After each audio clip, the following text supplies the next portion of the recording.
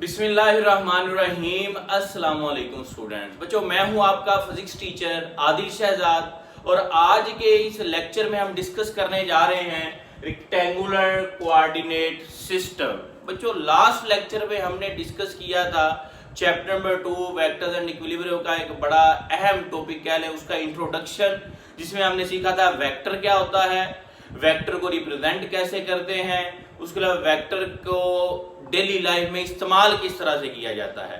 मैं आपको रिकमेंड करूंगा कि इस लेक्चर को सुनने से पहले, समझने से पहले आप एक दफा वेक्टर का इंट्रोडक्शन वाला लेक्चर लाजमी सुने।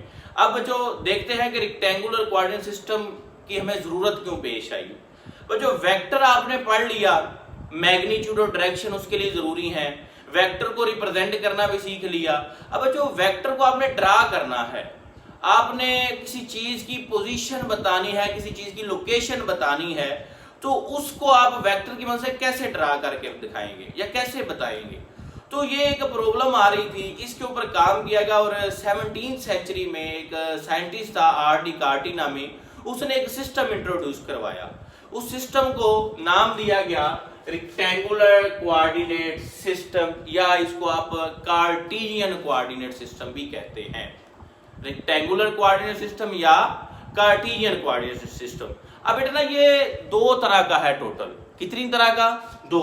एक को आप बोलते हैं प्लेन, प्लेन मतलब 2 डायमेंशनल, और दूसरा जो आपके पास रेक्टेंगुलर कोऑर्डिनेट सिस्टम वो है 3 डायमेंशनल, और उसको आप कहते हैं स्पेस। ओके, तो हम देखेंगे कि प्लेन कैसे बनता है और स्पेस कैसे बनता है, और इनकी स्पेसिफिकेशंस को हम डिस्कस करेंगे।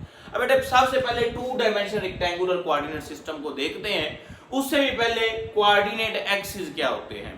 बच्चों ना, प्लेन बनाना है आपने। प्लेन के लिए आप टू म्यूचुअली परपेंडिकुलर लाइंस लेंगे। एक आपके पास क्या ले, ये ब्लू कलर की लाइन है, दूसरी आपके पास रेड कलर की। ये देखिए, ये दोनों आपस में परपेंडिकुलर हैं, तो 2 म्यूचुअली परपेंडिकुलर लाइंस, कितनी? 2 mutually perpendicular line forms a plane. 2 mutually perpendicular lines मिलके क्या बनाएंगी? प्लेन। और इन लाइन को आप बोलेंगे कोऑर्डिनेट एक्सिस। जरा देखिएगा, 2 lines drawn perpendicular to each other. 2 lines आपने ड्रा की, जो कि आपने कैसे ड्रा की है? Perpendicular to each other. उसके बाद इनको आप क्या कहते हैं? Coordinate, rectangular coordinate axis. Rectangular का मतलब ही परपेंडिकुलर है, तो 2 लाइनें मिलके क्या बनाती हैं? रेक्टेंगुलर कोऑर्डिनेट एक्सिस बनाती हैं। और बच्चों, जहां पे ये 2 लाइनें मिल रही हैं, ये आप देखें, एक ये वाली लाइन है आपको नजर आ रही है रेड कलर की, दूसरी ये इस पॉइंट पे दोनों मिल रही हैं। इस पॉइंट को बच्चों आप बोलते हैं ओरिजिन। क्या बोलते हैं? Origin, point of intersection of 2 line, वो पॉइंट जहां पे 2 लाइनें मिल रही हैं। और बेटे, ये ओरिजिन और ये जो रेक्टेंगुलर कोऑर्डिनेट एक्सिस है, इनके सिस्टम को ही आप क्या बोलते हैं? 2 dimensional rectangular coordinate system. System of coordinate axis and origin is called rectangular coordinate system. और बच्चों, प्लेन मैंने आपको कैसे बताया कैसे बनता है? 2 म्यूचुअली आसान तरीन 2 म्यूचुअली परपेंडिकुलर लाइन मिलके क्या बनाती हैं? प्लेन बनाती हैं। कितनी लाइन? 2 लाइन मिलके क्या बनाएंगी? प्लेन। अब बेटा ना, प्लेन मैंने ड्रा कर दिया, यहां पे एक लाइन ये है और एक वर्टिकल। ये जो हॉरिजॉन्टल लाइन है ना, इसको बेटे आप कहते हैं, बोलते हैं एक्स एक्सिस। हॉरिजॉन्टल लाइन को क्या कहते हैं?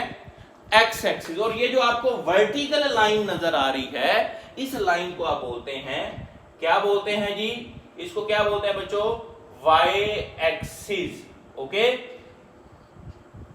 हॉरिजॉन्टल को एक्स एक्सिस, वर्टिकल को वाई एक्सिस बोलते हैं। और ये एक्स एक्सिस और वाई एक्सिस मिलके क्या बनाते हैं?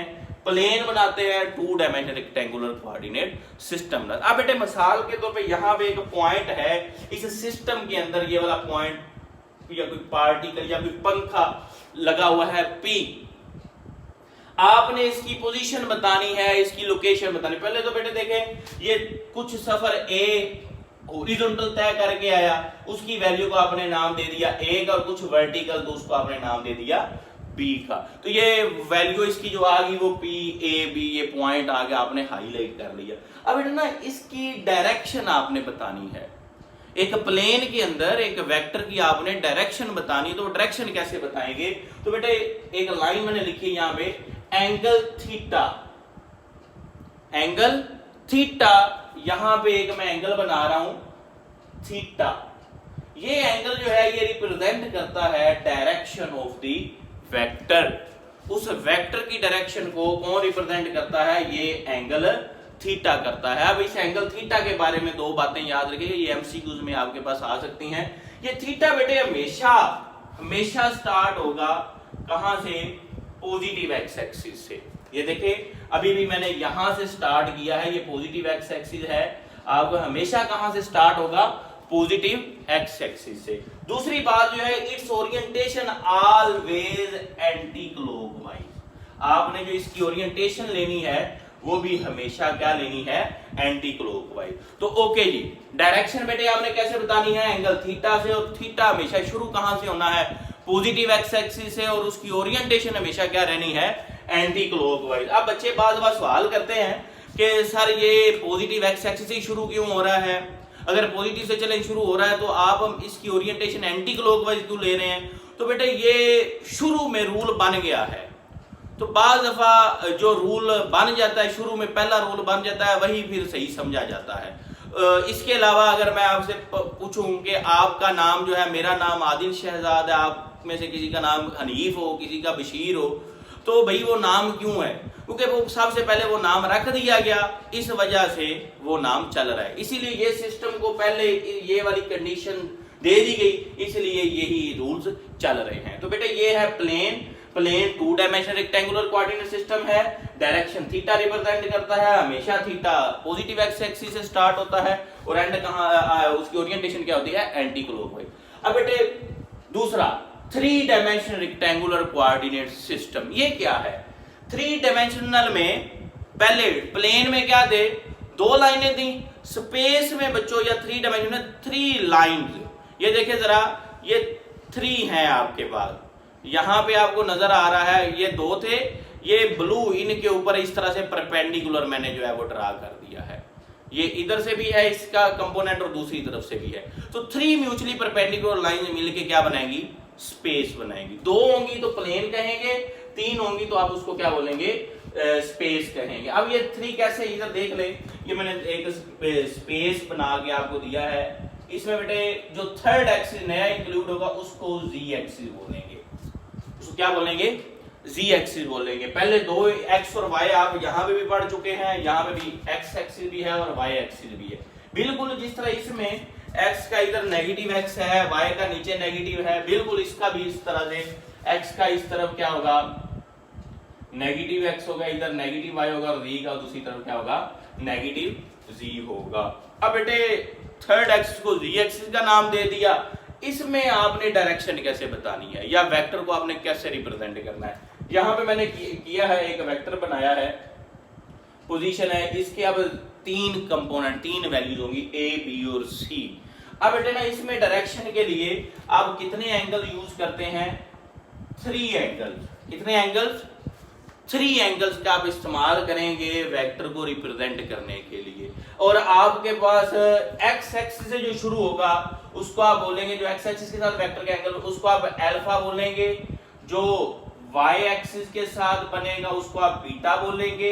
इस तरह से जो आपके पास जी एक्सिस के साथ एंगल बनेगा उसको आप क्या बोलेंगे?